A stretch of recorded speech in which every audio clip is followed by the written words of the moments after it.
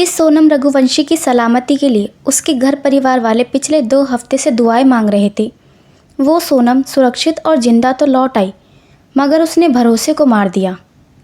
शादी के ठीक 12वें दिन सोनम ने सुपारी देकर अपने पति राजा रघुवंशी का मर्डर कराया, क्योंकि सोनम किसी और से प्यार करती थी।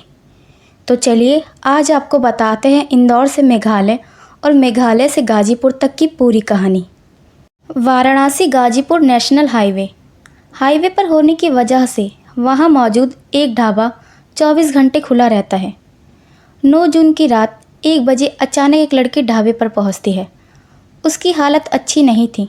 वो ढाबे के मालिक साहिल यादव से रोते हुए एक कॉल करने के लिए उसका फ़ोन मांगती है। साहिल उसे फ़ोन देता है।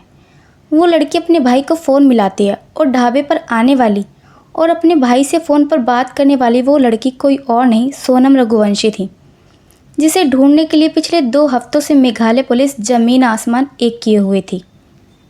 अब सवाल ये है कि इंदौर के जिस सोनम रघुवंशी को बीते 15 दिनों से मेघालय में ढूंढने के लिए बाकायदा सर्च ऑपरेशन चलाया जा रहा था, जिस सोनम के पति राजा रघुवंशी की लाश 2 जून को चेरापूंजी की खाई से मिली थी, जो सोनम और राजा 23 मई से ही गायब थे, वो सोनम 9 जून की रात अचानक यूपी के गाजीपुर के ढाबे तक कैसे पहुंच गई?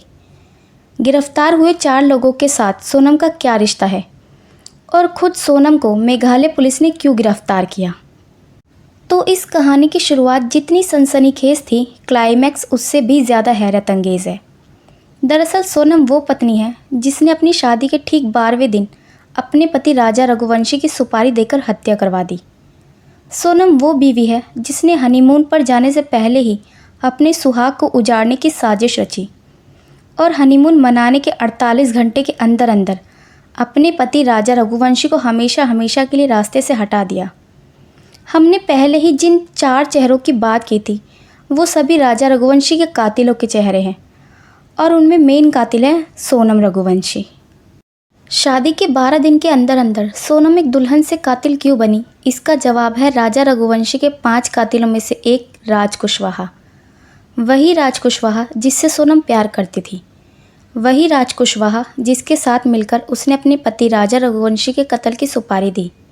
शादी के ठीक 12 दिन बाद और हनीमून मनाने के 48 घंटे के अंदर हुए राजा रघुवंशी के कत्ल की कहानी शुरू होती है पिछले साल अक्टूबर में रामनवमी के दौरान।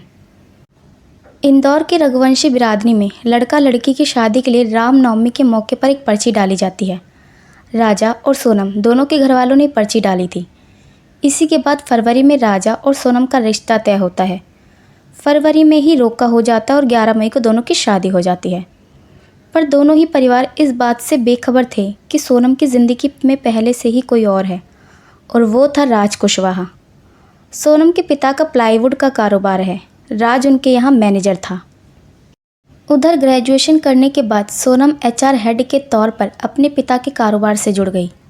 यही राज और सोनम की मुलाकात हुई और दोनों एक दूसरे से प्यार कर बैठे।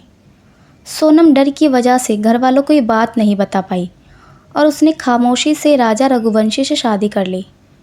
लेकिन शादी से पहले ही सोनम और राज ने मिलकर एक साजिश रची।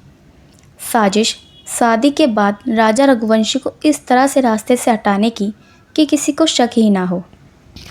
इधर 11 मई को सोनम और राजा की शादी हो रही थी और उधर साथ ही साथ राजा को रास्ते से हटाने की साजिश को अंजाम दिया जा रहा था। राज कुशवाहा की दोस्ती विशाल चौहान, आकाश राजपूत और आनंद से थी। उसने इन तीनों को सुपारी दी सोनम के साथ मिलकर राजा को रास्ते से हटाने की। प्लान ये था कि शादी के बाद राजा को किसी ऐसी जगह ले जाया जाए जहां उसकी मौत सिर्फ एक हादसा लगे। इस प्लान के तहत खुद सोनम ने हनीमून मनाने के लिए मेघालय को चुना। राजा मेघालय नहीं जाना चाहता था, लेकिन सोनम ने 28 मई को अचानक राजा को बताया कि उसने हनीमून के लिए मेघालय की 2 टिकट बुक कर रखी है। कमाल ये था कि सोनम ने वापसी की टिकट बुक नहीं की थी।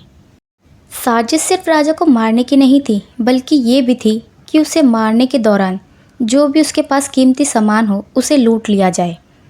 इसीलिए हनीमून पर जाने से पहले घर वालों के ना चाहते हुए भी राजा अपनी कीमती चेन अपने साथ लेके गया था सोनम के कहने पर।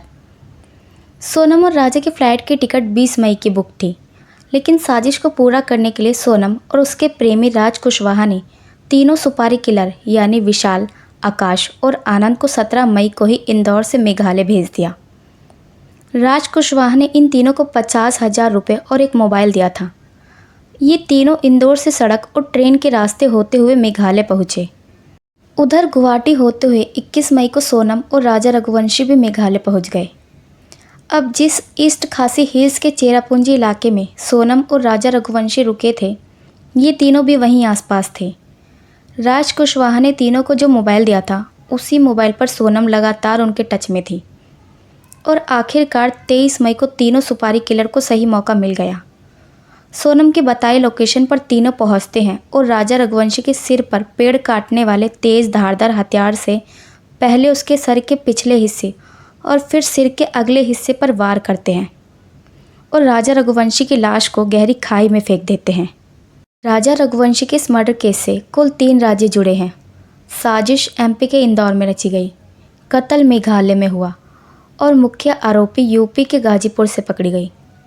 चूँकि कत्ल मेघालय में हुआ तो लिहाजा ये केस मेघालय पुलिस का है। मेघालय पुलिस की 2 अलग अलग टीमें गाजीपुर और इंदौर पहुंचकर 5 आरोपियों को रिमांड पर अपने साथ ले गई। अब आगे की सारी कार्रवाई, पूछताछ और मुकदमा मेघालय की कोर्ट में चलेगा। सोनम के एक पारिवारिक ज्योतिषी हैं जिनका नाम है NK पांडे। सोनम के परिवार वालों का मानना है कि उनकी हर कही बात सच साबित होती है। उनका कहना था कि इस केस में किसी महिला का हाथ है, परंतु शायद वो भी नहीं जानते थे कि ये महिला कोई और नहीं, खुद उनके घर की सोनम है। और उनकी दूसरी भविष्यवाणी थी कि अगर सोनम के घर के बाहर सोनम की उल्टी तस्वीर लगा दे तो सोनम लौट आएगी। और कमाल देखिए, सचमुच सोनम लौट आई, वो भी जिंदा। बस अफसोस इस बात का है कि वो भरोसे को मार कर आई है। बुधवार को सोनम का भाई गोविंद राजा रघुवंशी के घर पहुंचा। गोविंद सीधे राजा की मां के पैरों में गिरकर फूट फूट के रोने लगा। गोविंद ने कहा, मुझे राजा की मौत का दुख है, सोनम की गिरफ्तारी का कोई अफसोस नहीं है। उसने कहा, सोनम दोषी है तो उसे सज़ा मिलनी चाहिए। राज और सोनम के प्रेम प्रसंग पर उसने कहा, मुझे इस बारे में कुछ नहीं पता था, वो हमेशा दीदी ही बोलता था। 3 साल से सोनम से राखी बंधवा रहा था, मेरे पास बैठकर सोनम ने खुद उसे राखी बांधी है। उसने ये भी कहा, इस परिवार ने एक बेटा खोया है, इसकी कभी भरपाई नहीं होगी। मैंने उनसे माफ़ी मांगी। राजा मेरा प्रिय था। उसने कहा कि सोनम बहुत झूठी है। जब मैं गाजीपुर में मिला तो वह बोली कि इन लोगों ने राजा को मार डाला, मेरे साथ भी मारपीट की, मुझे बेहोश कर पटक कर भाग गए। मैंने उससे कहा कि राज और विशाल पकड़े जा चुके हैं, अब तो सच बता दे। मगर सोनम झूठ बोलती रही। मैं समझ गया कि वो गुनहगार है, वो हम सबको गुमराह कर रही है। राजा ने जितेंद्र रघुवंशी के बारे में सफाई देते हुए कहा, वो मेरी मौसी का बेटा है, मेरे फॉर्म पर ही काम करता है, उसके नाम का अकाउंट है और सोनम ही अपडेट करती थी। सोनम के भाई गोविंद ने मेघालय सरकार से भी माफ़ी मांगी। उसका कहना था कि सोनम राजा से रिश्ते से काफ़ी खुश थी, मगर उसने ऐसा क्यों किया ये समझ से परे है। बच्चों को पढ़ाना लिखाना, लेकिन संस्कार भी देना, बगैर संस्कार के बच्चे सोनम बन जाते हैं। सोनम ने हमारे इंदौर को कलंकित कर दिया। हम कहीं भी जाते हैं तो लोग इस घटना के बारे में पूछने लगते हैं, बात करने में भी शर्म आती है। अगर हम हमारे बच्चों में संस्कार डालें तो ऐसी घटनाएं नहीं होंगी। हमारी आज की क्राइम स्टोरी आपको कैसी लगी हमें कमेंट बॉक्स के ज़रिए ज़रूर बताएं। और हमारा मकसद किसी को डराना या किसी की भावनाओं को ठेस पहुंचाना बिल्कुल नहीं है, बल्कि आपको जागरूक और सतर्क करना है। मिलते हैं जल्द ही एक नए केस के साथ। तब तक अपना व अपनों का ख्याल रखें, खुश रहें और हमारे चैनल क्राइम कॉन्सेप्ट को ज़रूर सब्सक्राइब करें। धन्यवाद।